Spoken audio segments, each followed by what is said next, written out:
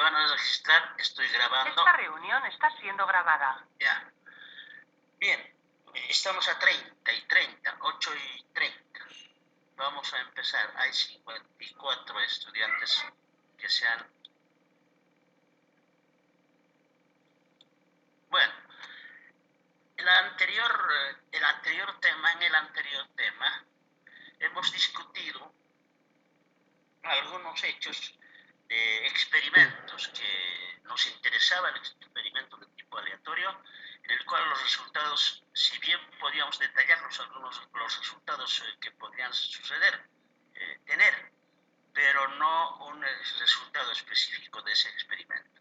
Ese conjunto de posibles resultados se llamaba espacio muestral, y dentro del espacio muestral hemos tomado nosotros ciertos subconjuntos llamados sucesos.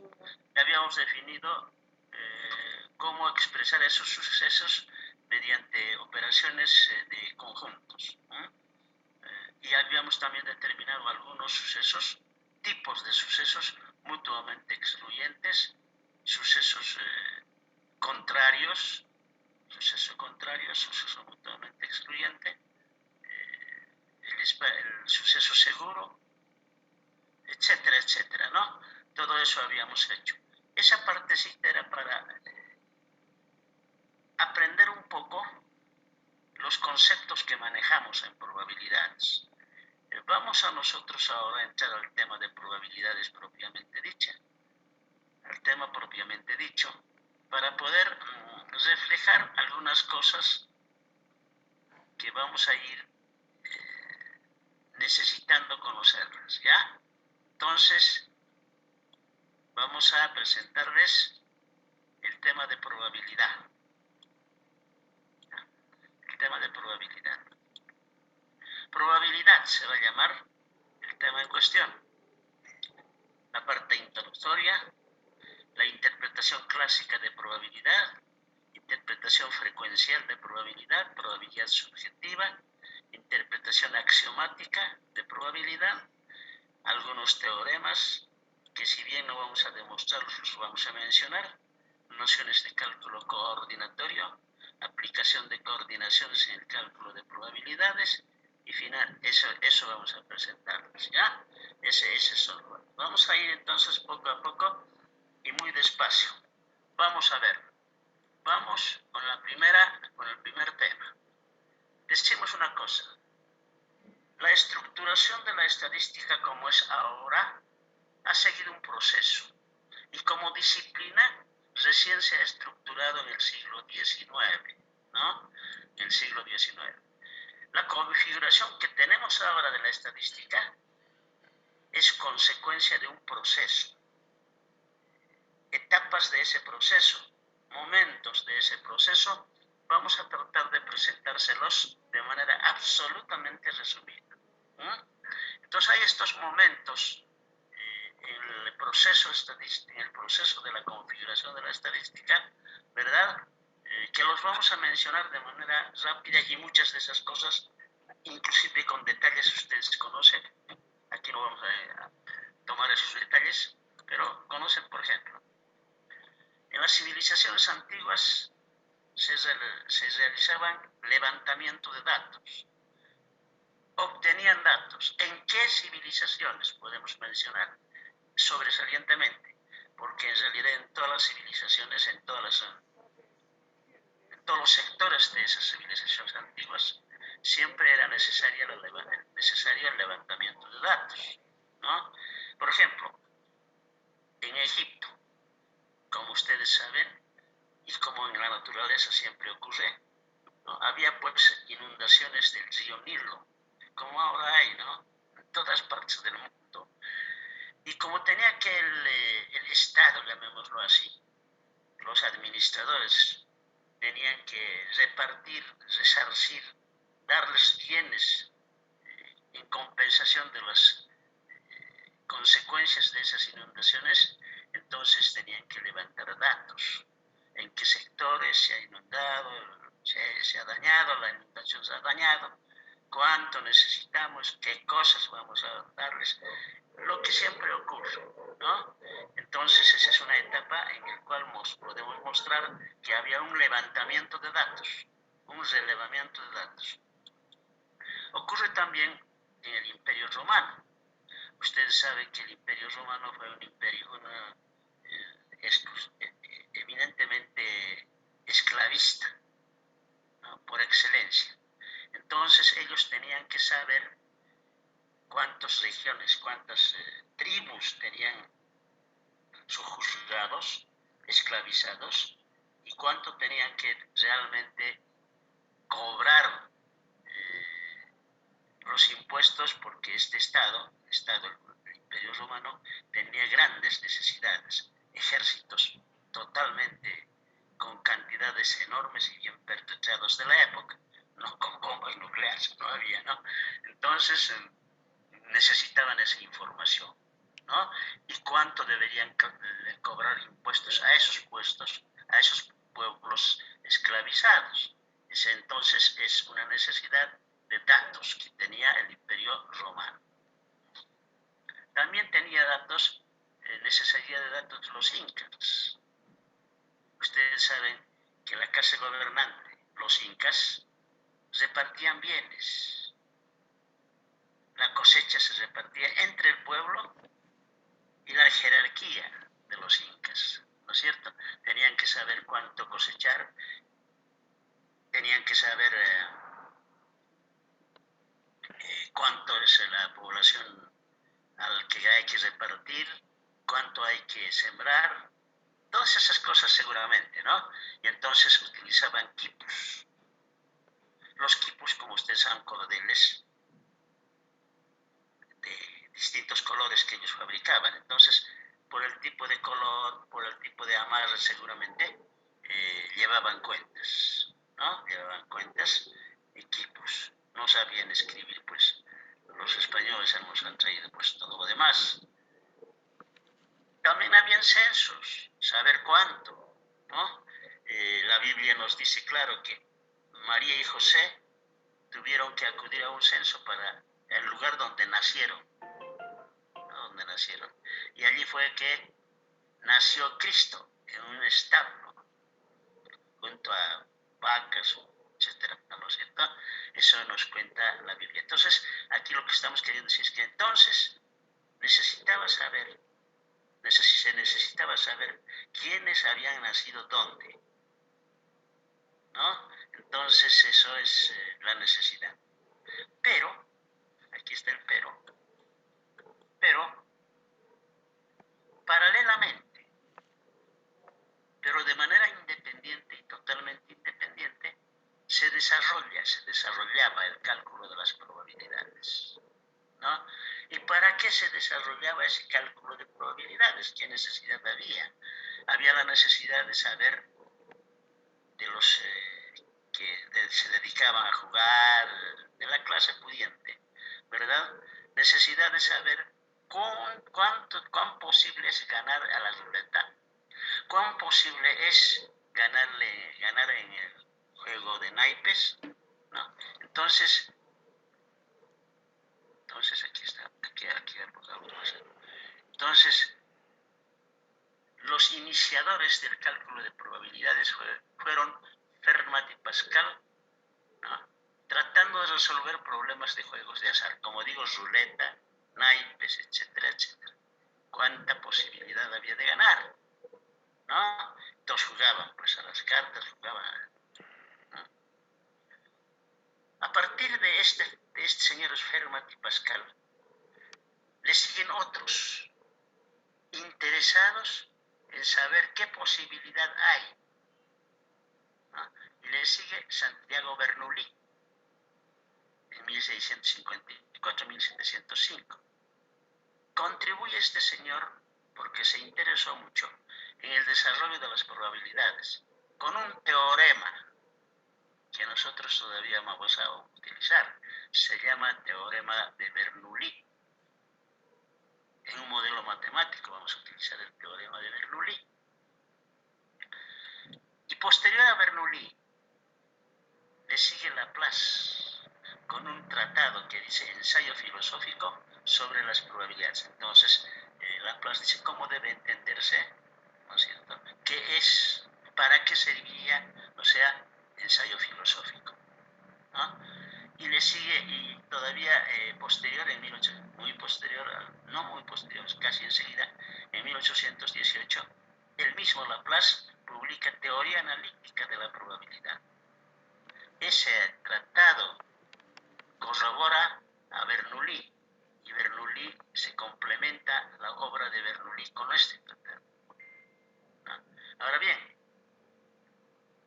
¿y cómo se junta entonces la probabilidad con la llamada estadística, con el relevamiento de datos? Es que vieron posteriormente que algunos fenómenos como demanda, oferta, como compras, como la vida, la edad de muerte, eran semejantes a los juegos de azar, ¿no? Entonces se podía extrapolar, se podía adecuar esos fenómenos a tratados que hacían Fermat y Pascal sobre el cálculo de probabilidades y juegos de azar, ¿ya? Entonces, bueno, esas cosas. Entonces lo complementaremos con el relevamiento de datos de esos fenómenos y las probabilidades. Ahí se junta, ¿no? Ahí se junta. A partir de lo que Laplace escribe sobre las probabilidades, la llamada estadística, en minúsculas tendríamos que poner esto porque llamaban estadística al relevamiento de datos, a partir de Laplace, probabilidad y estadística se juntan, se fusionan, ¿no? Bajo ese principio de que hechos en la vida real parecen ser que ocurren al azar y se parecen a juegos de azar, a ver si ganamos, ¿no es cierto? Entonces en la vida siempre nos estamos enfrentando con este tipo de fenómenos de azar y tenemos que ganar, ¿no?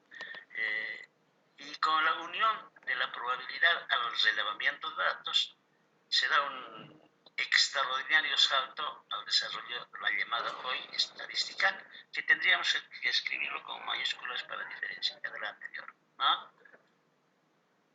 Poisson, Gauss, Fisher, Pearson son matemáticos que también han intervenido en este desarrollo de la estadística, de la probabilidad, ¿cierto?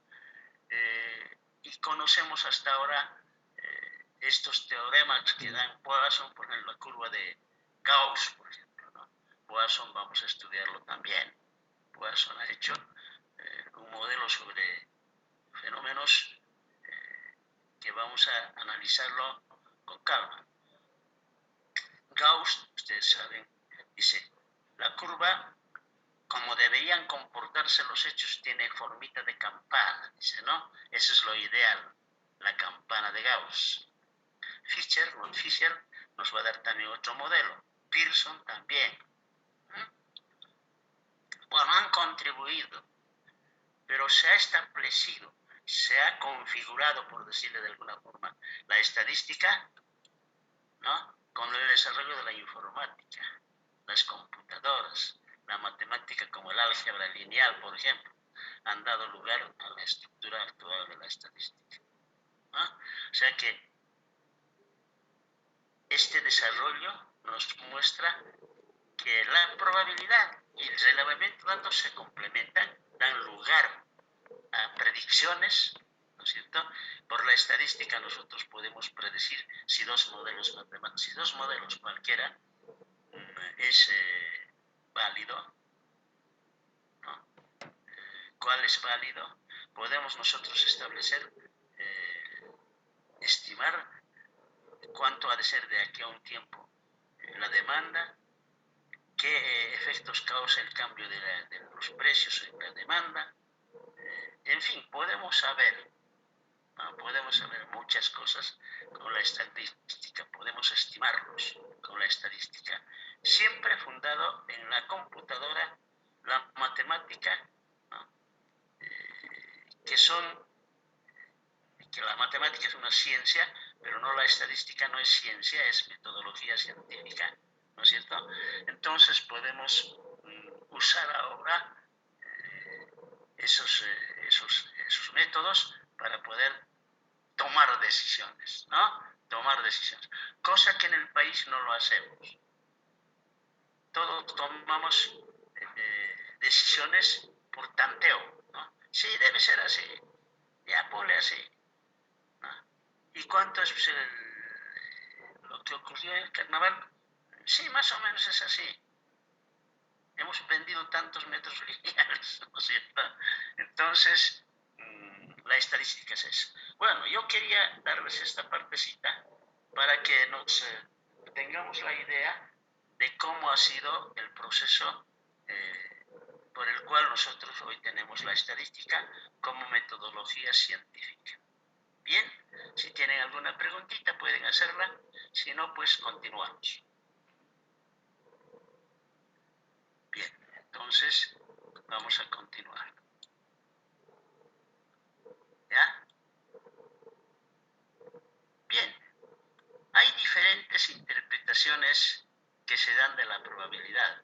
Todos ellos coinciden, pero con poco de diferencia de puntos de vista. Se dan muchas interpretaciones, se entiende como probabilidad desde diferentes puntos de vista, pero que todos en general esas apreciaciones coinciden, ¿no? Solamente en pequeñas cosas se diferencian.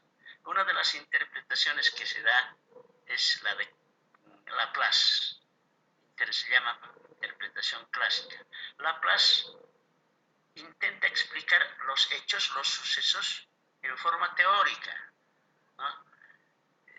Siempre fundando en Laplace los resultados de un experimento aleatorio. Entonces dice, esto va a ocurrir probablemente así, pero antes de que ocurra, ¿no?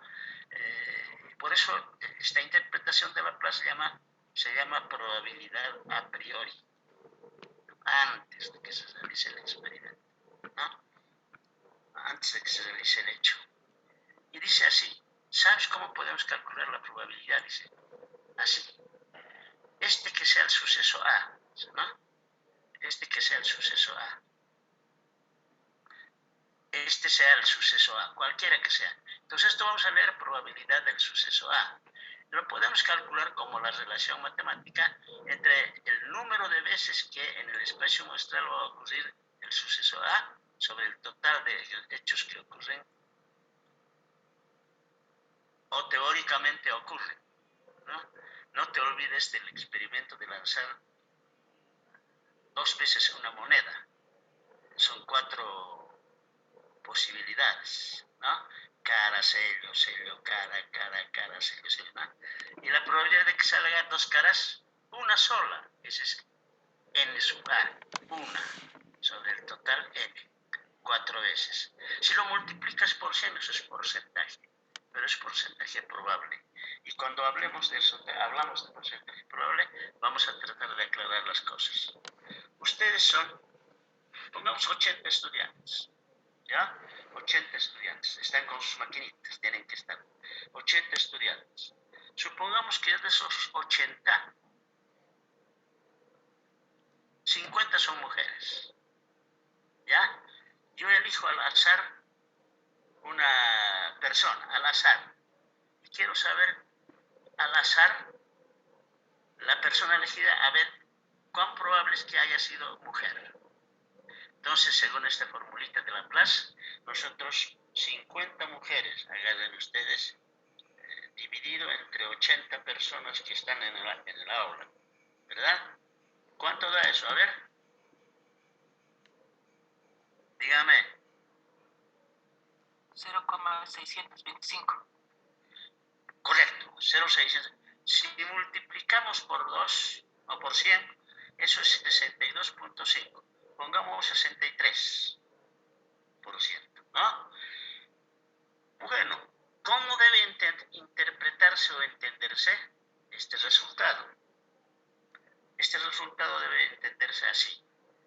Si yo hiciera muchas veces el experimento de elegir al azar un estudiante, en el 63% de los casos es probable que la persona elegida sea mujer. Dicho de otra forma, de cada 100 elecciones que yo pueda hacer al azar un estudiante, aleatoriamente un estudiante, es posible que en 63 de cada 100 que se haga esas elecciones, ese tipo de elección, bajo las mismas condiciones, la persona elegida sea mujer.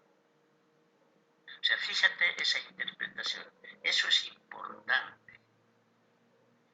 Eso es importante, el entender la probabilidad. No es cualquier. Ahora mira, son 80 estudiantes. A mí me informan, hay 50 mujeres de los 80. Y me preguntan, ¿y cuál es el porcentaje? Igualito. Yo divido 50 entre 80, aproximadamente 63% de mujeres. Ambos son porcentajes, pero la probabilidad es un porcentaje probable. Está asociado a un experimento de tipo aleatorio dado, un experimento en el cual no sabemos qué resultado vamos a tener de antemano, ¿no? Entonces, fíjate, de cada 100 experimentos, de cada 100 posibilidades, de cada 100 hechos que yo haga, eligiendo una persona al azar de los 80 estudiantes, en el 63% es probable de que la persona elegida resulte ser mujer. Entonces hay posibilidad de elegir mujer. Claro, pues, porque hay más mujeres, ¿no? Esa es la forma de entender la probabilidad. No es un porcentaje cualquiera. Yo suelo decir, no es un porcentaje cualquiera la probabilidad, es como la vaca lechera, no es una vaca cualquiera. Entonces, esa probabilidad es importante entenderlo, ese resultado. No sé si alguien quiere preguntar sobre esta explicación que he dado. Algo, pregunte, no se preocupe. Bueno, a ver, si yo les preguntara, les dijera, la probabilidad de que, la posibilidad de que ocurra el fallecimiento de una persona con COVID es 70%, ¿cómo entenderían? O 0,70 o 70%, ¿cómo entenderían?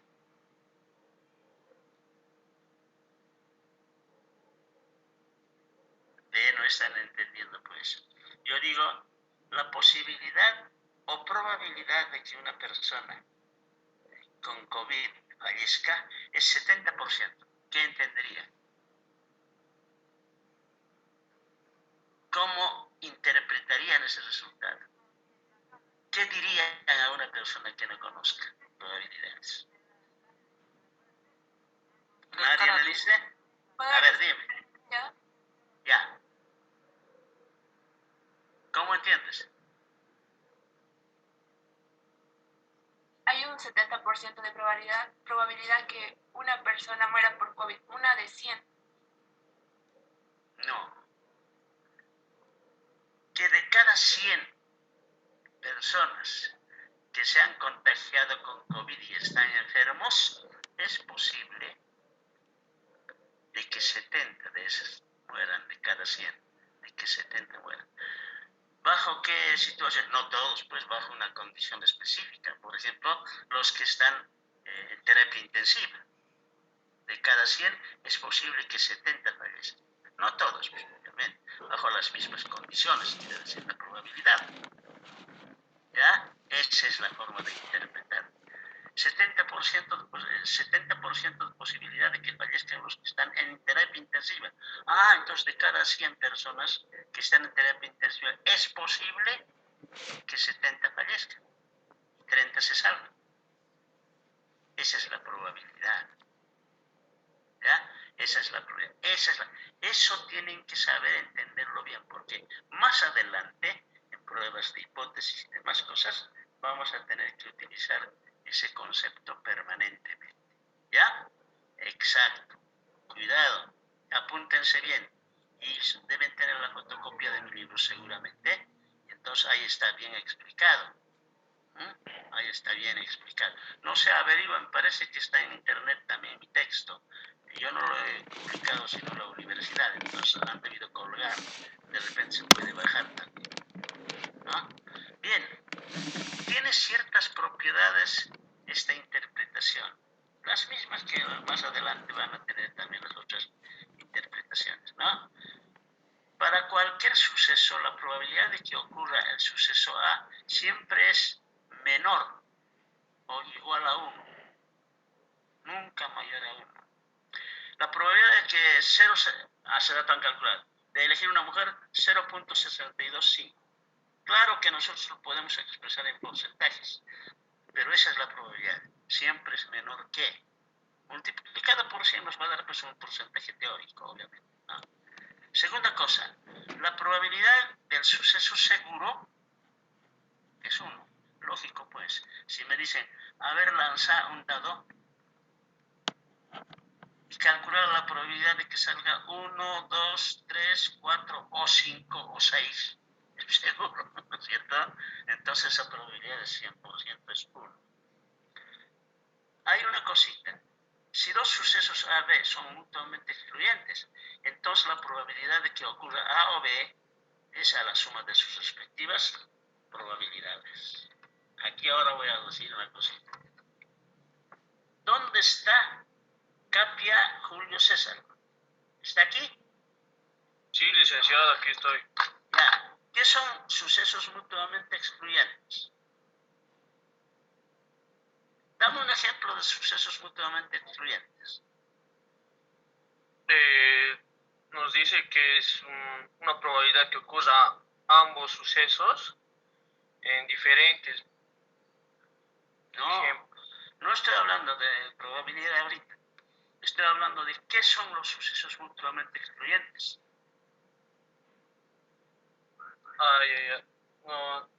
Nos dice que el suceso A con la unión B es igual a la suma, listo.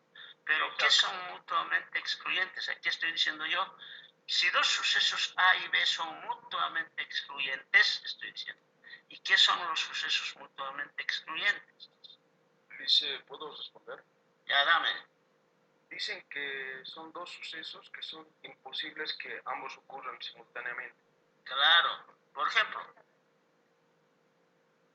el que apruebe, digamos, un estudiante, si tiene que aprobar o reprobar, digamos, una materia, no pueden pasar los dos sucesos a la vez. no. Que un estudiante no puede reprobar y aprobar a la vez. Sí, dice. Eso es mutuamente excluyente. No pueden ocurrir dos sucesos, esos sucesos A y B, al mismo tiempo. No pueden ocurrir. ¿No es cierto? Esta persona está enferma. ¿Cuál es la probabilidad de que fallezca o sobreviva? No pueden al mismo tiempo sobrevivir y fallecer. Son mutuamente excluyentes. No pueden ocurrir simultáneamente. A ese tipo de sucesos. Es un teorema que podemos demostrarlo, pero no es posible por este medio. ¿Cómo te llamas? El que me ha hablado. Gallardo Pablo, dice. ¿Cómo? Gallardo Pablo. A Gallardo. ABC Gallardo Terrazas. Dice. Gallardo Terrazas, ya. Bien, me están diciendo que el tiempo se está acabando. ¿Quieren programar una segunda hora o lo dejamos así? Ya pues, antes de que se acabe mi tiempo. Bueno, ¿qué hacemos? ¿Programamos una segunda hora o no? ¿O quedamos aquí? Bueno, voy a programar entonces. No me dicen nada. El silencio otorga, ¿no? Voy a programar entonces para que entren a la segunda parte. ¿Ya? ¿De acuerdo? Hola, ¿me están escuchando o no? Sí, Liz, está bien. Bueno, pues no me dicen nada. Está bien, licenciado. ¿Qué? A ver, dime. ¿Están de acuerdo para programar dentro de una media hora más o menos otra segunda parte?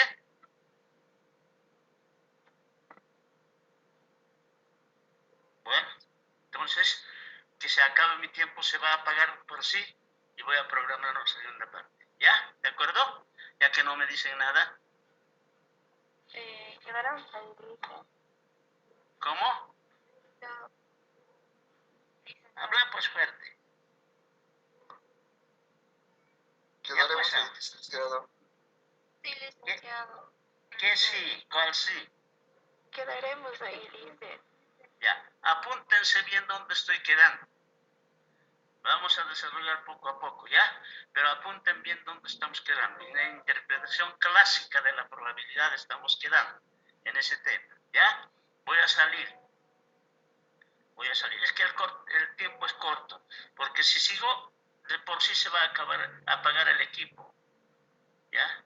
Se va a apagar. Es que no nos dan pues el tiempo necesario, pero si nos está faltando tiempo un poquito, vamos a prolongar al final, pero ahora por ahora dejaremos aquí. Bueno, buenos días, hasta luego, jóvenes. Luego, licenciado. Luego, licenciado. Ya, buen día.